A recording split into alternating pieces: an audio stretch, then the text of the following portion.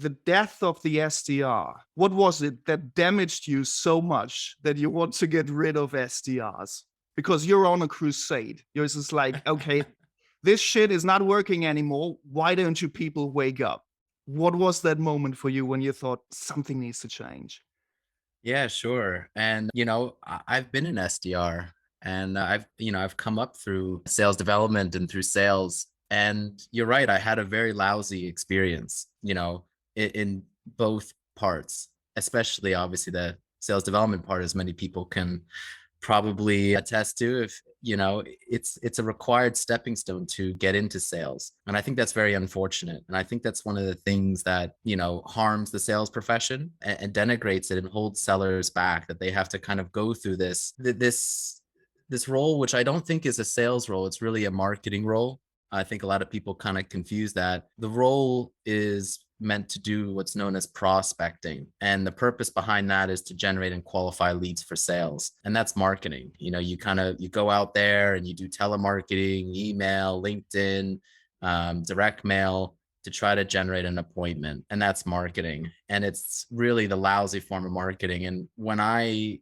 got into B2B, I wanted to try out sales. I was previously doing some marketing. And I was like, you know what? I seem to be kind of a people person. I want to check out sales. And then I went to this company and they said, oh, well, you got to be an SDR. And didn't really understand at the time. And I was like, okay. But then I get into sales. I wasn't really sure. It was sort of like, I was very young, 23, 22. And I just was like, fine, give me a job. I just, like a lot of people at that point who get into sales development. And I hated it. I mean, I was making 80 plus telemarketing calls a day. I was sending out emails and trying to personalize them. And I was getting nothing. And I was I was going around New York City, even trying to do some field marketing, basically like door knocking, and that wasn't working. I resorted to like bribery. I was trying to get people like a free lunch. I was like, hey, cater lunch with the salesperson, and that, fell flat. And, the few leads that I would generate from it were pretty lousy, and sales didn't really want them. They just wanted the website demo request from marketing. And so I was like, there's got to be a better way. And then that was kind of, when I started to like, sit there and think, okay, what what can we do here, folks? Because this is problematic. And then that was the very beginning when I was at this big company and I saw that, really sales development or prospecting was really ineffective, that kind of put me in this mode of thinking of like, okay, there's a big problem here and we need to solve it. And then everything after that was this journey I kind of went through of learning, unlearning, experiencing, discussing with other people to eventually led me to say there's a lot of problems plaguing sales. Prospecting or sales development is one of them. We can also talk about the sales assembly line, or the buyer handoffs among what I consider to be limited or stunted sellers. There's the AE, the sales engineer, the SE, the CSM, or the customer success manager, the account manager. There's all these subdivisions that kind of like prevent you from doing the full sales job. And I think that prevents, the full fulfillment and efficacy of a seller and growth and responsibility, to be on the sort of assembly line type of thing. And I've been in a role where I was a stunted seller, just an AE. And then I've been in a role where I was an AE CSM and like a full sales cycle role. I didn't have to do any prospecting either. And it was great. It was wonderful. And the buyers loved it. And I loved it. And it was so great to grow these customers, to grow your book of business, to build a portfolio of customers. I mean, that's what really sales is all about. Right. And, and then also I've lived through and I've experienced quota and commission, and we could talk about that. And I had this bitter taste in my mouth for that. And then I started to look into about those things and research them and realized, wow, they really harm sellers, and they're not in sellers' best interest, and they're not designed to benefit sellers at all, actually. And it actually harms everyone. It harms the company, it harms the buyers. There was so much misunderstanding about these topics. And so I felt like I was slowly piecing parts of the puzzle together, learning about all these different problems. And they all kind of connected together. And so I pinpointed to these four key problems: prospecting or sales development, the sales assembly line, quota and commission. And I call out the predictable revenue and I give them a hard time because they solidify and preserve and fuel and have codified the first two. They have codified, sales development, and and they fuel that, and the same for the sales assembly line. And I think that's really holding sales back. I think that's, and marketing, and in general, I think B2B, companies. And so that's why I present a new model called the buyer-centric revenue model. I help people kind of understand all of this stuff, unpack everything, the history of everything, and then, show them how they can, at their own company. I give all sorts of examples and anecdotes and case studies and data, especially in the new book update that's coming out soon, even more as all these new data and evidence come to light. People are sharing their experiences. It's great. People are talking about this stuff. LinkedIn's a wonderful community. You're very active on it, sharing your experience. Joseph, I love it when you weigh in. And I hope more people do who are listening on to this.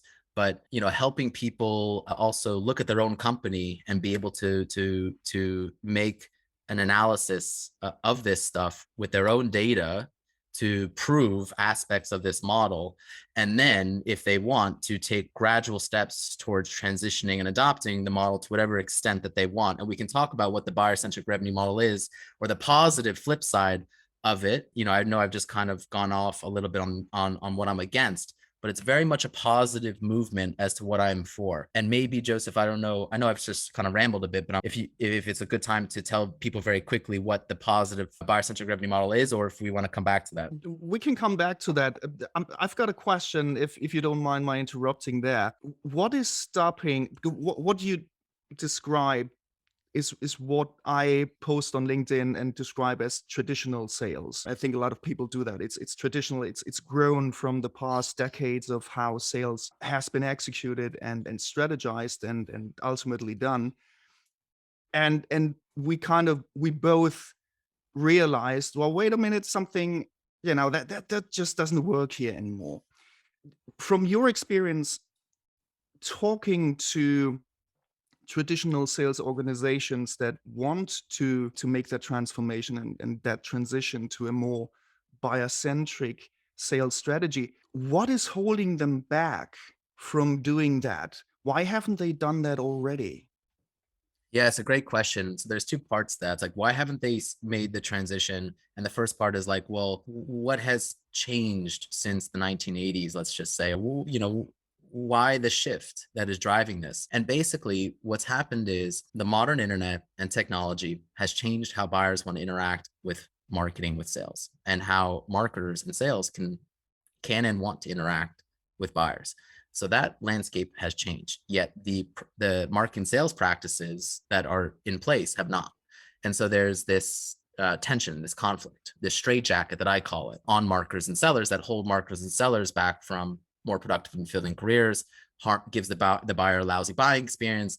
Marketers and sellers have more of a lousy professional experience. Companies are held back in their marketing and their in their sales efforts, and so their growth is harmed for that. But basically, buyers today, so let's rewind a bit. In the sort of the pre-internet era, it was very hard for marketing to connect with buyers, to educate buyers, to bring educated and interested buyers to sales, to give buyers all that information that buyers nowadays have readily, thanks to marketing or from their peers who marketing is also influencing, all the information out there on the internet and all these different ways that marketing teams can go out there now they didn't have before. And so basically companies were sales led.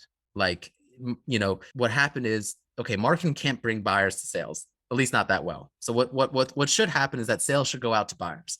And so you had outside sales, which was sales would go door knocking or field marketing, and then digital door knocking, which was telemarketing. And so sales would go and do, telemarketing. And then this practice of sales kind of operating in the absence of marketing, to try to, just go sell to buyers with, is prospecting. And that's, and that's sort of like this, the phrase comes from like digging for gold, right? You're trying to find the few nuggets of gold out there. Hey, are you ready for a sales are you ready for a sales conversation? It was really lousy, and sellers didn't like it. And they would do this part-time. They would do prospecting part-time. This is prior to the 90s and the early 2000s, they would do this part-time in addition to their sales job. And sellers obviously hated it because it was this like, crummy, way of sort of annoying buyers who didn't really want to hear from them. And it was so laborious, and they had to do it constantly in large quantities to get any results whatsoever. And then as soon as they got a meeting, that's all they want to do is just, help this buyer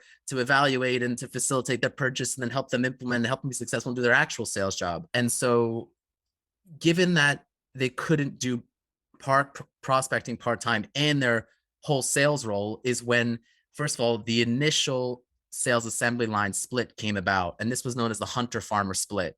So it became so obvious. It was like, whoa, guys, the seller can't do their sales job plus prospecting part-time. So why don't we just divvy up the sales job? And so we'll create the hunter farmer split. And that was the SDR AE split, where one person would be an SDR / an AE. They would do prospecting and the initial sale. And then you had another seller to do the CSM bit and help with upsell, cross-sell, retention. And that was the birth of the sales assembly line. And then it was still very apparent that prospecting was too laborious, too time consuming, too fruitless, too wasteful. And the seller, who was, the SD / AE seller, they just want to do the sales bit. So even that was too much. And so they decided in the late 90s, early 2000s, okay, guys, we got to specialize again. And we got to specialize prospecting full time into this role known as sales development. And so they took prospecting off of sales's plate.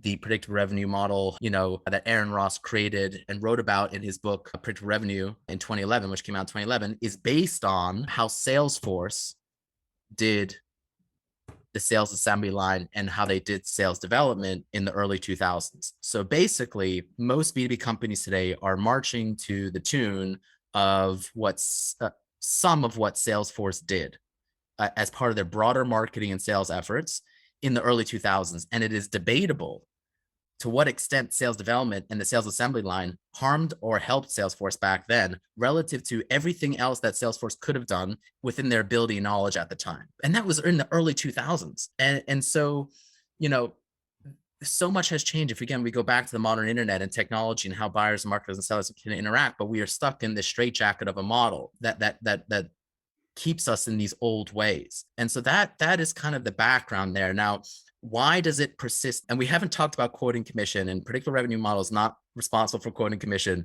Quoting commission have existed way before predictable revenue model. We'll talk about that at some point. But why does the predictable revenue model, why does the sales assembly line, why does the sales development persist today, despite the fact that it's so inefficient and ineffective that modern marketing can and should replace sales development, is what I argue. We could talk about what that looks like.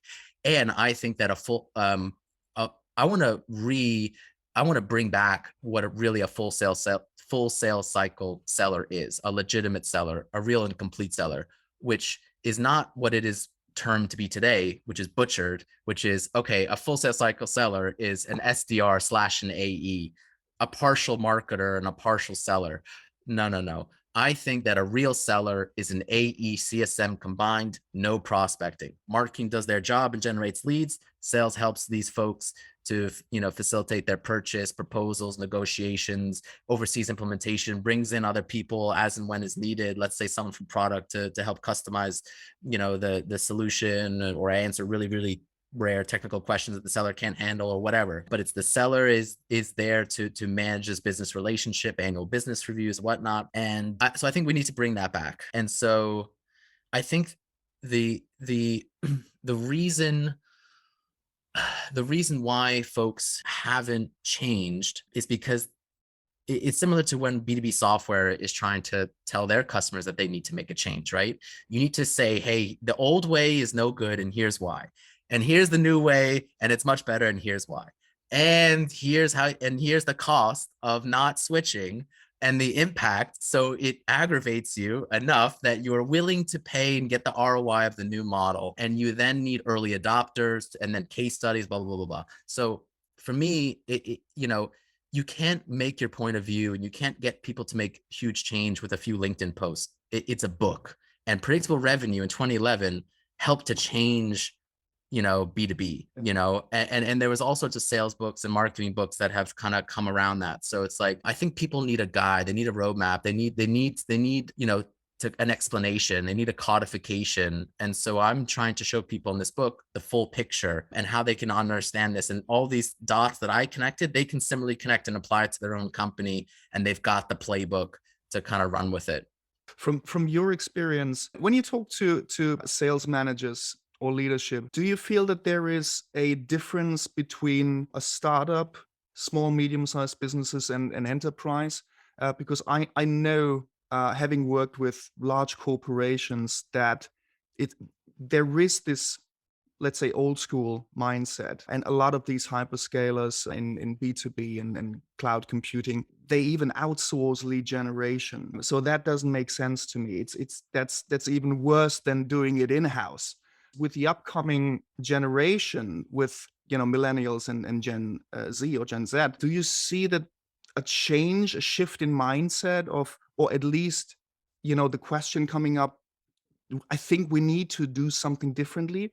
Is there a difference when you talk to startups as opposed to larger companies?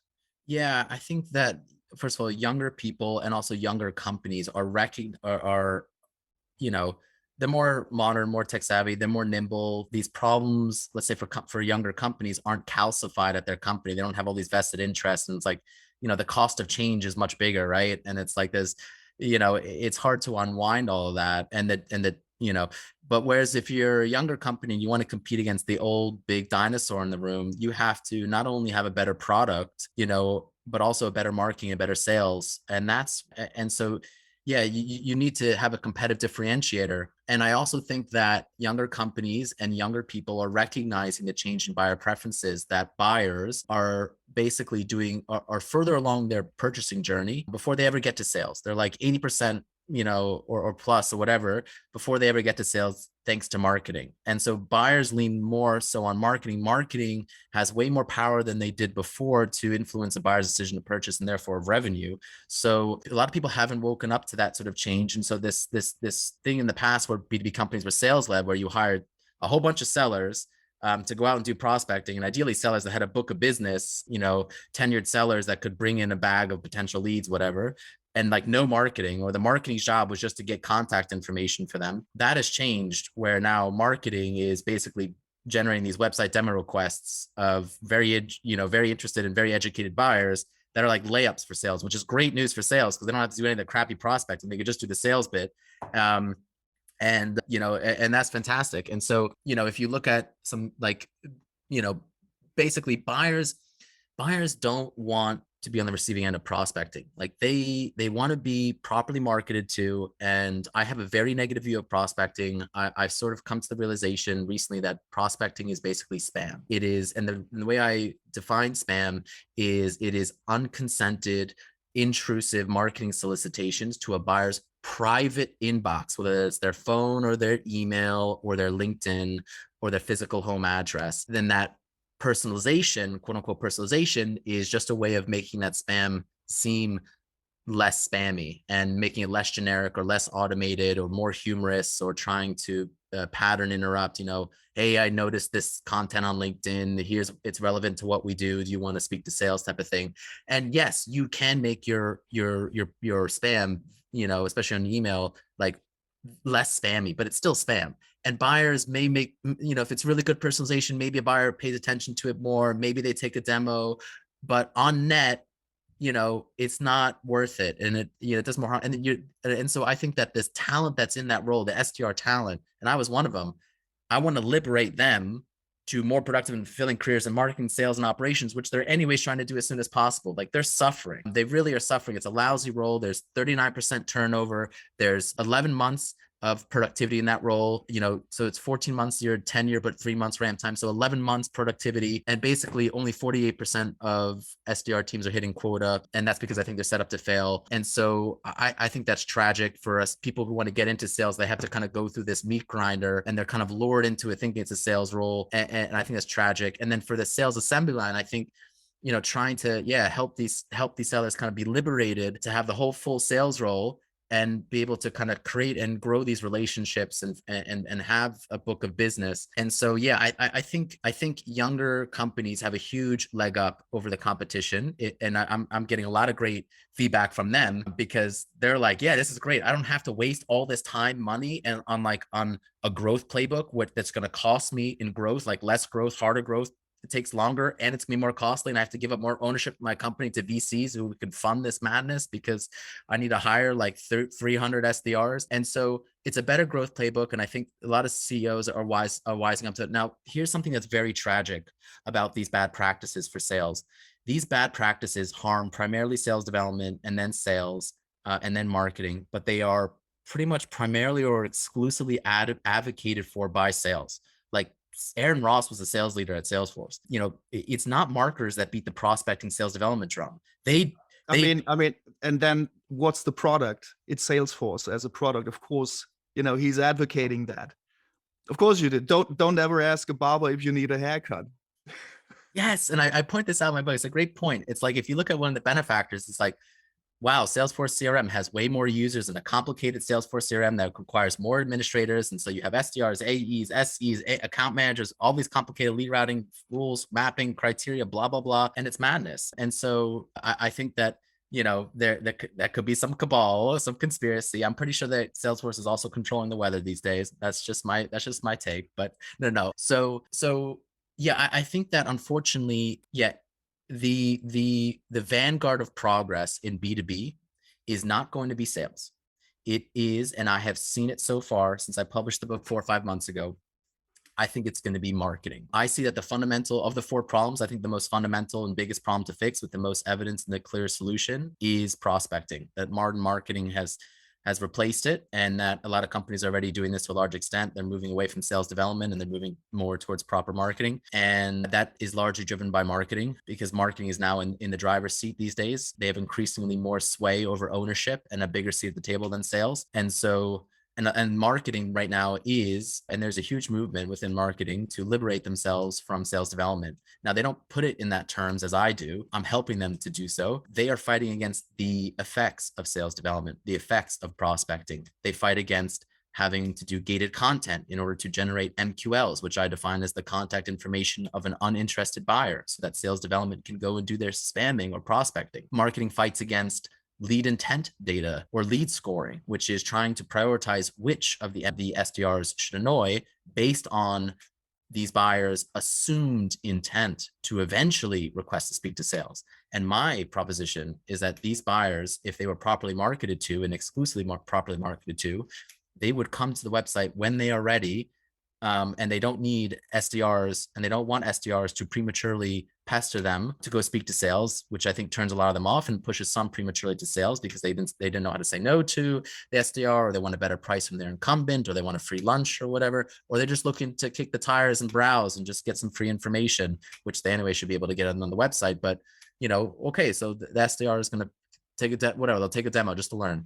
And that doesn't do very well for sales. And most salespeople, most of the time, are missing quota. Something like 60 to 70% of salespeople are missing quota. And so because they are more focused on hitting the KPIs, because that's what makes SDRs and salespeople do things. It's the KPIs that they need to fulfill. How many touch points do you have? How many contacts have you called? How many emails have you sent? So I think once we have gotten rid of these KPIs, we free up sales as an organization to do what they're supposed to do. And also, I really love that you said it, Nelson, that it's the prospecting part is moving towards marketing, because there it is scalable. Prospecting in sales is not scalable. How can you prospect more in a sales organization? Well, by hiring more people to do the number of calls they're supposed to do.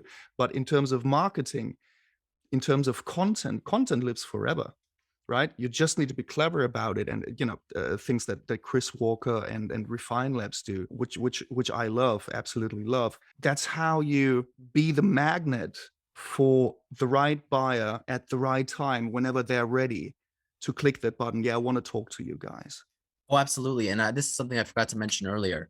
I think one of the biggest problems holding sales back and sales development back is that they don't understand marketing. And this is true of my own transformation. When I was in sales development sales, I didn't understand marketing.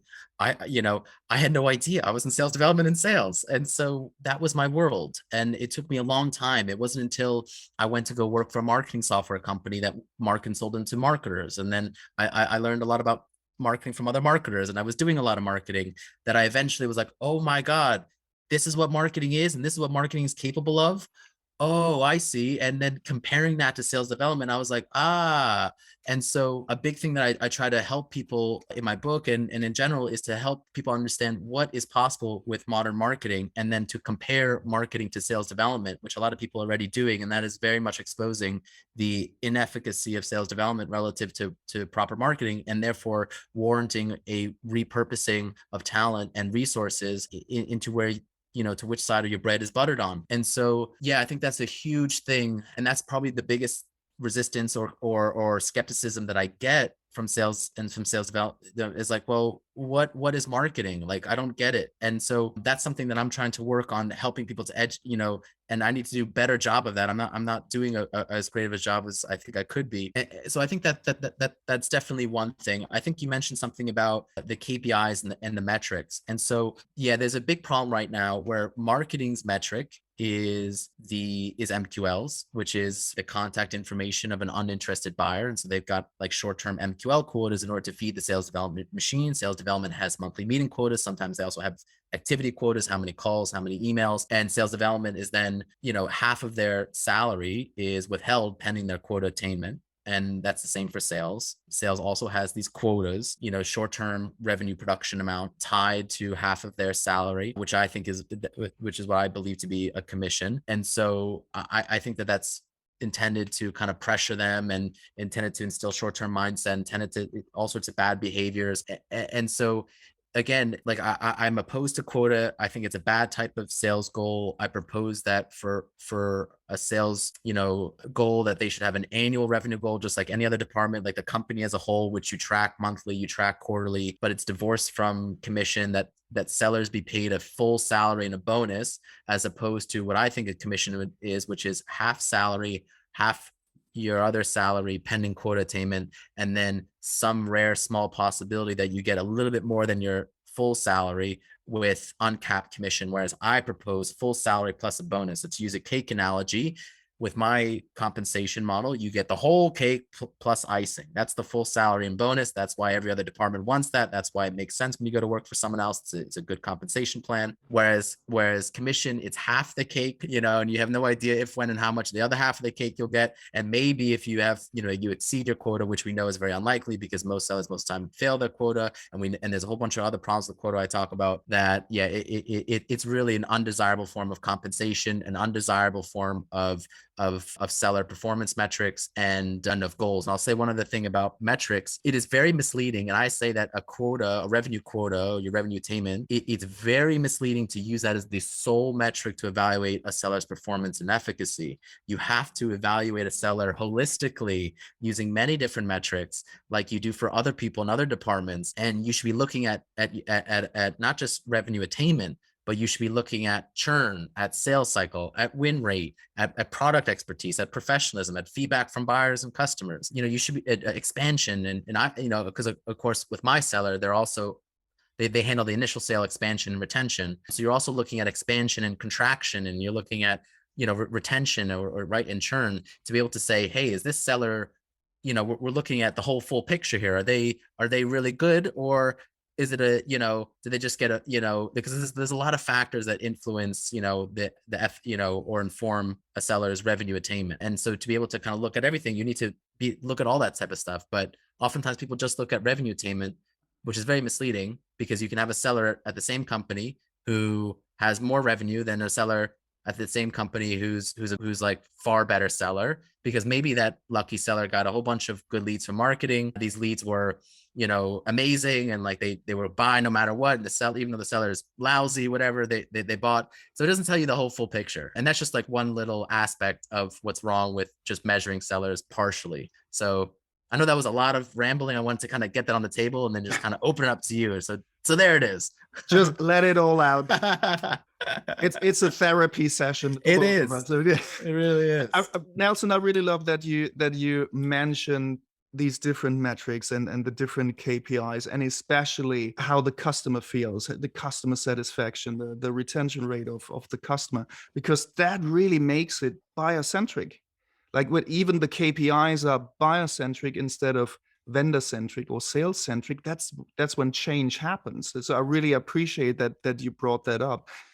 And you mentioned one thing right at the beginning about short-term thinking, which leads me to the question, do you feel that's one of the reasons that sales is so proactive, intrusive, and maybe even aggressive with prospecting at the moment, with reaching out to as many people as possible, because of the short-term gratification or the short-term let's say, KPIs and metrics that they need to fulfill? Could that be one of the reasons why they are still holding on to that traditional strategies?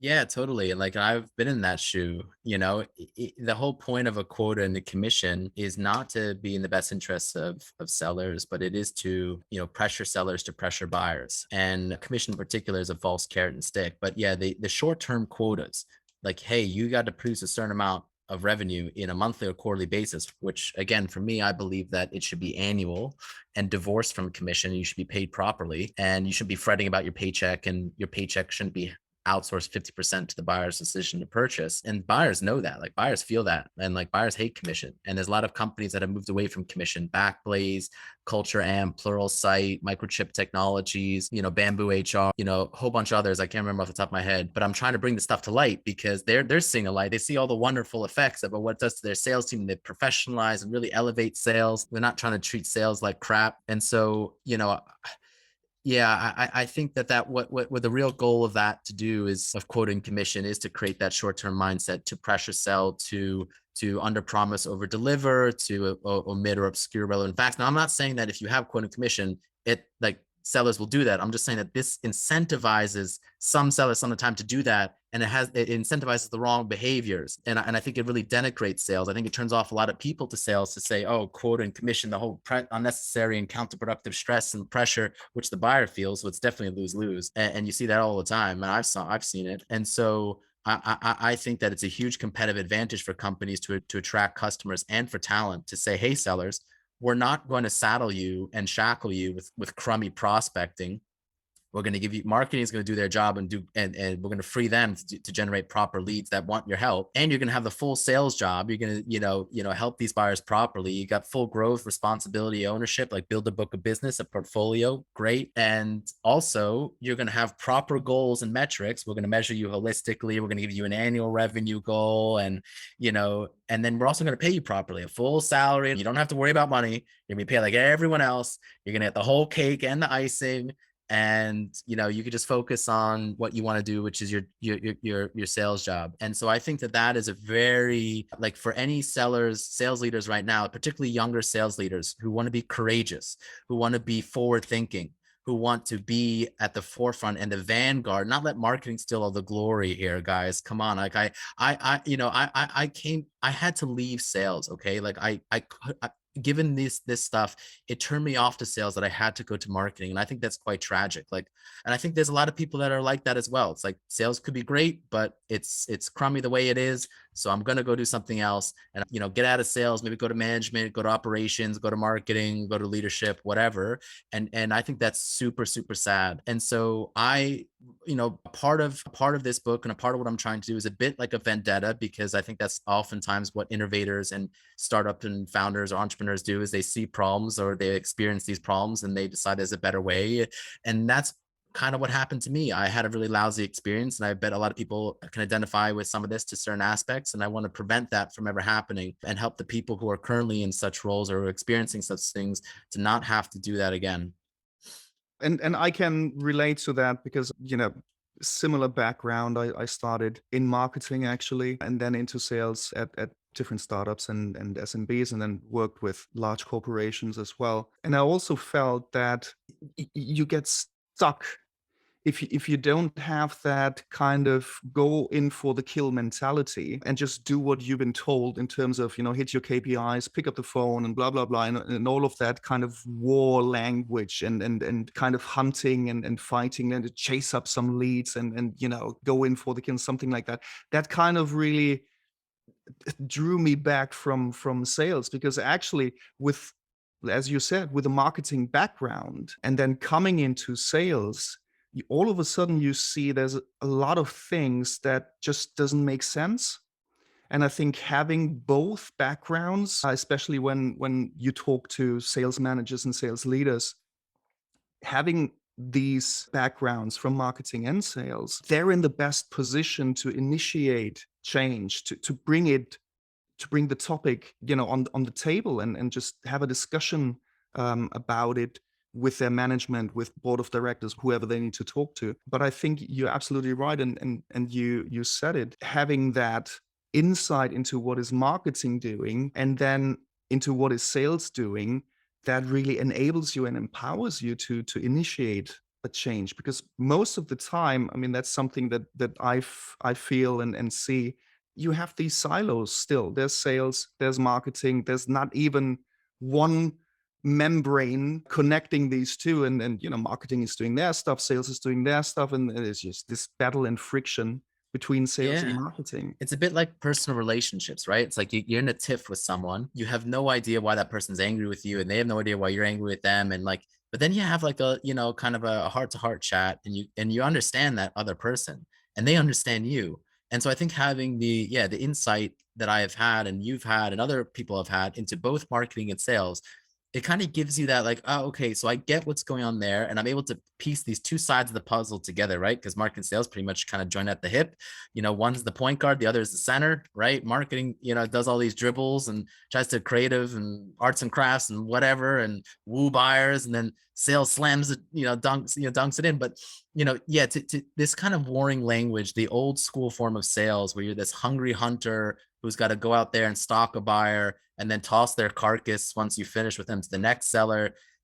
It's really bad. And I think it's one of the disservices that, and these influences are very pervasive among the old guard, some more older folks who grew up in the 80s, in the 70s, and maybe the early 90s, right, doing sales. And so that was their world. And in order for a seller to be successful, and they didn't have marketing behind them, they had to go and do fanatical prospecting. They had to go do it constantly in large quantities, et cetera, et cetera. And so, but that was what they could do back then. But this is 30, 20 years later. And so it's a different ballgame. You mentioned it earlier, Nelson, that the buyer behavior has changed with technology. And you also mentioned that they are 80% at least through their own process and journey once they get in touch with the vendor, if at all. I mean, if they have a self-serving checkout, then they might as well not interact with sales at all. What's an advice that you would give to a startup, to a, let's say, head of sales in that position in a startup, to what's the one thing that they should be doing to adapt to how buyers buy nowadays? Yeah, and before I address that, I just want to put out some numbers. This is from like Gartner and Forrester and Miller Hyman Group, so some names people in this space I recognize. Buyers today only spend 17% of their purchasing time engaging with sales, while the bulk of their time is spent researching independently online and offline and meeting internally with their team. In other words, with marketing's influence on them, and marketing's influence on their peers. 70% of buyers fully define their needs before even engaging with sales, and another 44% identify the solution by themselves. Now, let's see here. In a survey of nearly 1,000 B2B buyers regarding purchasing complex solutions, 43% desire a seller-free buying experience, and that number jumps to 54% among millennials. So what I would say to anyone who's listening in, buyers increasingly want to self-educate thanks to marketing, and from their peers who marketing is also influencing. They increasingly do not want to engage with sales as much, not until much later in their journey, only when they explicitly want to, and sometimes not at all as under self-service. And so if you are a company today, you should be marketing led. No matter how complex your product is, no matter how much you sell your product for, no matter which industry, you should be marketing led. Marketing precedes sales chronologically. The sad, tragic irony of prospecting and the predictable revenue model is that they recognize the importance of marketing. They recognize the importance of pipeline. They recognize the importance of having a sufficient amount of quality leads to feed sales. Yet they get marketing wrong. And so, yes, marketing is the key driver of growth, of influencing buyers' journeys. If we introspect about how we like to be marketed to and how we buy things, it is because of marketing. We don't want some seller to come up on the street and, hey, you want to buy our socks or whatever, or telemarket us or knock on our door, or anything like that. No, we want to be wooed by marketing, all sorts of stuff, as you mentioned. And we didn't really talk about that, but I think it's important. just kind of high level, I won't go into all the marketing tactics, but like if you look at, any company and you see what they're doing from a marketing perspective or how you become aware of companies, it's their content, it's social media, it's their events, it's their co-marketing with other, people, their influencers, thought leaders. Hey, this is a podcast you're listening to. Some guy that knows something about something, and that might interest you. And Josef has expertise and on this, and hopefully that's why you're tuning in. You're learning something, you're being educated, you're being entertained. I'm not very funny, but I'm trying. And then there's ads, and there's there's your community and your partner marketing, your referral marketing, there's your recycle campaigns, there's sponsorships, there's a million and one things which I help to unpack in the book, and different examples of it to concretize a lot of that, because there's so many different tactics, this combinations and all this stuff that you can do to educate buyers and woo buyers that I didn't know when I was in sales development and sales. And so, yeah, one of the tenets of the buyer-centric revenue model is to offer self-service to the extent possible and is desired. So whether that's beta access, whether that's a free trial or freemium or a demo or sandbox environment, or putting demo recordings on your website, putting product tours on your website, like if a buyer doesn't want to engage with sales, similar to a lot of you folks who are listening to this, who we can introspect, sometimes we don't want to go through the whole song and dance with sales. Sometimes we do, but to the extent that we do not, we should cater to that, and we will win. And then the people that do want sales' help are the people that sales actually wants, to help, because they're the right people that they should be helping and not the wrong people. And at that point in time, when marketing has done everything they can to prepare the buyer to get in touch with sales then can go in for the home run.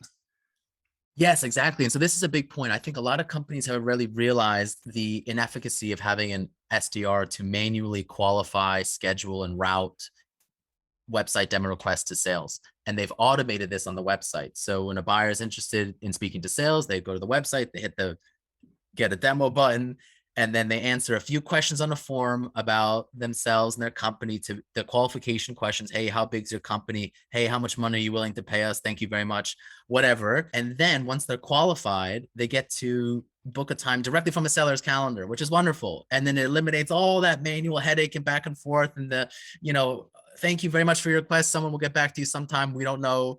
And then you get a telemarketing call 2 days later, and then you go through the whole BANT process, and it's kind of miserable. And there's a handoff between SDR, and it's like crazy. So companies have already automated that. And what they saw is, and there's statistics around many such companies, but if you didn't automate that, 70% of the buyers that would request a demo on your website would never make it to sales. 70%. On average, it would take 11 days for that buyer to meet with sales. Whereas if you automate it, it's 3 days.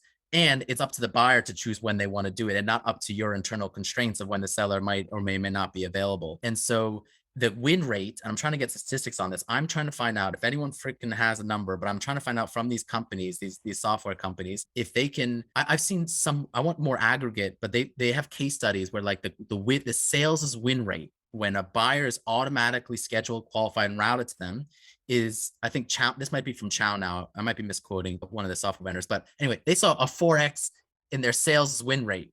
So this is like someone that spoke to sales, and then they were 4 times more likely to buy because they had a great first impression, a great experience. It wasn't all this friction up front. They didn't probably go hit up 4 other competitors because they just wanted to get a freaking, salesperson to help them out because they, whatever. So you want to be the only vendor at the table, and not have to be with anyone else. And you want to be the first one there. So you don't want to be the last one to the party. So I think that is going to be very obvious on the outbound SDR side soon enough, when more people are running the comparison that I outlined that people to do in the analysis. And as more companies start to transition, and already I've included some companies who have done this. So for example, Cognism is a software company that sells data, contact information to sales development. They were very sales development led. They brought in a marketer. Her name is Alice. She's the chief marketing officer. She did proper marketing, and now they're marketing led. And most of the revenue, most of the growth, a lot of the efficiency is coming through marketing led, despite the interference, I would say, from sales development there. And basically what she saw was, when she compared sales development to marketing, from MQL, all the way from MQL to closed won. So when marketing was supporting sales development, all the way to closed won, it was a 0.2% conversion rate. But proper marketing leading to a website demo request was 4% conversion rate. That's like a 1,800% increase. And so she was like, well, why don't we repurpose our talent and repurpose our resources to proper marketing? And keep in mind, this is a company that sells prospecting software to those who prospect. Imagine you were selling that to like IT or product. It's like, so I think more and more people will do that comparison. And that's just one aspect of the comparison, the analysis that she did. I give people other data points that they should look at, but I think that will be a very telling story. How important is data as a change facilitating factor for a sales organization to initiate that change? Oh, yes, massive. So the way that I recommend that people approach this is in a scientific, experimental way, in a gradual way. Crawl, walk, run, right? That's what we tell our B2B buyers, right? It's not rip and replace, like, because again, these practices are fundamental and entrenched. They're not just like some like minor piece of software that you can replace and no one notices. Like, I am the CRM that is going to, no, it's not that bad. And there's a good sales process. I'm trying. No. So what I recommend to people to do, the very first step is to gather data at your own company. And anyone can do this. You don't need anyone's permission. You can go look into your CRM. The numbers are there. I kind of outlined this for people. And so just gather that data where you basically compare sales development to marketing and a whole bunch of other metrics that I give a menu of metrics to look at: revenue, cost per acquisition payback period, sales cycle, win rate, average selling price or average contract value, whatever you call it, number of opportunities, the dollar amount of those opportunities, the number of demo requests, and then you compare the resources or the that you put into sales development versus the resources, the time, capital, labor that you put into proper marketing. And then you realize, whoa, like I'm getting way more bang for my buck from one than the other. And then basically, then I recommend, once you have that data and the theory from this book, and there's more data, I won't bore you to tears with all the data that you should get, but you need the data to back up your case. And so you take that, and now you have a business case for 2 experiments, and you can propose that to leadership, or if your leadership, propose that to ownership. Ultimately, ownership are the decision makers and the pesky blockers. Okay. Leadership are the power users. Okay. They are the influencers. Now, so you need to take that data to them, get buy-in for 2 experiments. The first experiment is to automate demo request qualification, routing, and scheduling directly on the website. During that testing period, which should be a few sales cycles, so whether if your sales cycle is a month, 2 months, 3 months, you can track the results the metrics that you looked at in the initial evaluation, the benchmark data, and then track the efficacy of those or the improvement of those. Meanwhile, repurpose the extent that SDRs were doing that ideally to marketing, to do proper marketing, content, social events, whatever, product marketing, whatever. They'll be thrilled. But if you can't do that, you'll likely have to repurpose them, as I've seen and heard a lot, to prospecting on the outbound side, but that's okay, because we'll talk about experiment number 2 in a second. But you repurpose them, get that under marketing's, like, bring that under marketing's roof. You'll see the results will be great. SDRs will be happy, they'll be happier. Also, during that time, give SDRs quota and commission relief. Okay. Give them quota and commission relief. Don't like screw them over with quota and commission and then tell them to go do something else, and like it harms them. And so full quota and commission relief, ideally repurpose them to marketing. They'll be much happier than being repurposed to prospecting, and they'll deliver more value. And also what you want to do is to help increase the investment in marketing. So try to shoot for that if you can. If not, fall among the stars and just whatever, put them into prospecting. Now, experiment number 2, very similar. Gradually reduce your prospecting, your prospecting by 25% increments. So if you're doing 100 telemarketing calls a day, lower that down to 75 or whatever incremental percentage you want to do, just reduce it. Quota and commission relief to the extent that you reduce it. Okay. And then repurpose your SDRs to actual proper marketing, to content, to social, to events, to community, to partner stuff, to product marketing, to whatever, helping with ad creative, like design. Unlock the creativity and talent that your SDRs have that you are missing out on. The talent is great and excellent. The role is crap. Have them do proper marketing, track those metrics over a few sales cycles, and then we will basically gradually unwind prospecting, help the talent that's in prospecting, keep and retain that great talent, but repurpose them to things that they already want to do. And marketing, and then maybe they go on to sales or into operations or whatever. And then after a few sales cycles, you will have proven that aspect of the model, prospecting versus a proper marketing. Now that there's an experiment, there's another similar thing I recommend for the sales assembly line, but I don't know if you have time for that. I put that in the book. It's kind of similar. And there's another thing I recommend for commission that I put in the book, how to go about step by step and how companies have gone about this, how they've transitioned a commission sales force to a proper compensation sales force that you can similarly follow. So there is a guide, there is a framework. Now, in addition to that, once I publish the next update, the book probably in maybe 2 months time, which is immeasurably superior than the first edition, I will also create a community, a Slack community called the buyer-centric revenue community. I know it's a very creative name.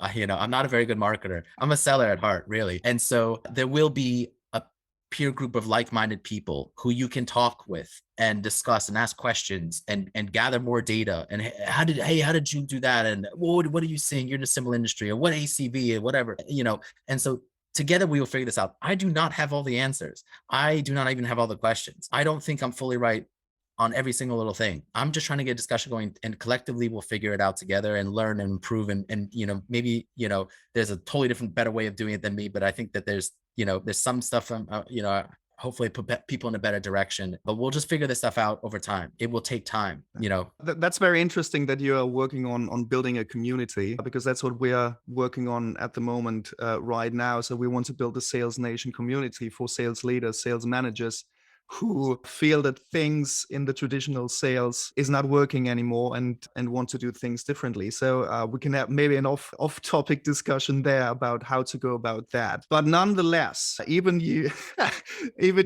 kind of promoted the update and upgraded book. If anybody wants to buy your book, and it's called The Death of the SDR, Amazon, if I'm not mistaken, is the best place.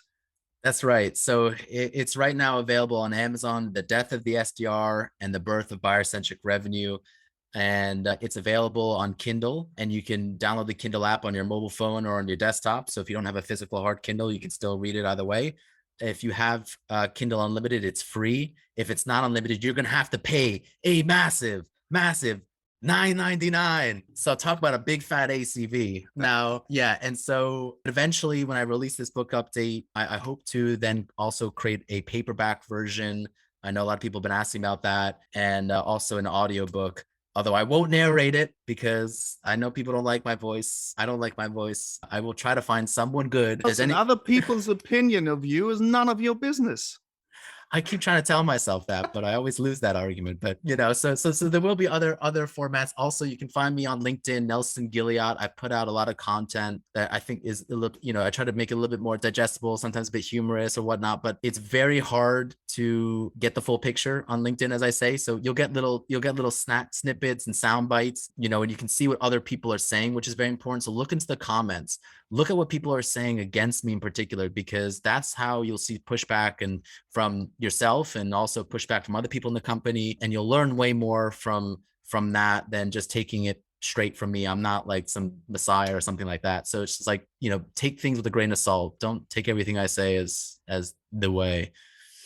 Yeah. No, I think you're doing a really great job, and I really appreciate you putting out all that content, because it should provoke critical thinking. It should, you should kind of reflect on what you're doing, and if you don't have haters, you don't have an opinion. And so I applaud everybody who kind of goes against what you're saying on any given post, because that means that you've got something there. There's something that is kind of friction, and there's tension, and that's always a great indicator for change, for imminent change. Thank you. Yes. And I encourage everyone who does have an opinion, a legitimate opinion, but is always afraid to speak out, but you have a thought about how something is right or wrong or whatever, put it out there, and contribute to the community, help further your thoughts and your vision. So jump in, don't be afraid. Everyone's very nice. Yes, we disagree, but we all get along and everything like that. So yeah, don't be afraid to jump in. So the takeaways: please go to Amazon and buy The Death of the SDR by Nelson Gilliat. And number 2, follow Nelson on LinkedIn. Nelson, thank you so much for your time. I really enjoyed it. It was a spectacular discussion and conversation. Thank you very much again for your time, and I'll see you on LinkedIn. Thanks, Joseph. See you, everyone.